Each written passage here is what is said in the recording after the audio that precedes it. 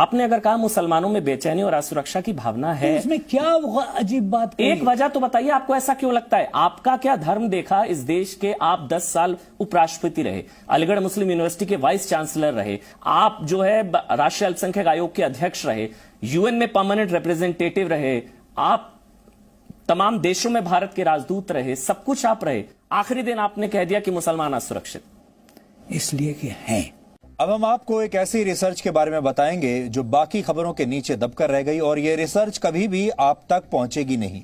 आपको इसके बारे में कभी पता नहीं चलेगा, और क्यों नहीं पता चलेगा वो भी हम आपको बताते हैं। यह रिसर्च अमेरिका के मशहूर थिंक टैंक प्यू रिसर्च सेंटर ने प्रकाशित की है, लेकिन यह ना तो वायरल हुई, ना ही इसके बारे में किसी ने कोई बातचीत की, और ना ही यह रिसर्च आज ट्रेंड कर रही है, क्योंकि यह रिसर्च कहती है कि भारत में धार्मिक सौहार्द का माहौल आज भी बना हुआ है। अब सोचिए भला ये कैसी रिसर्च है? ये तो भारत के बारे में कुछ गलत बात बता ही नहीं रही।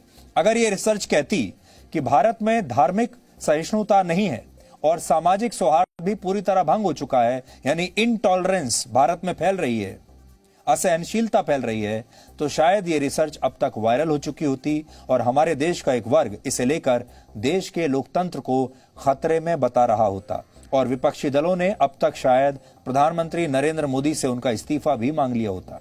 लेकिन ऐसा हुआ नहीं, क्योंकि ये रिपोर्ट मुट्ठी भर लिबरल्स, बुद्धिजीवी और डिजाइनर पत्रकारों के एजेंडे को सूट नहीं करती थी।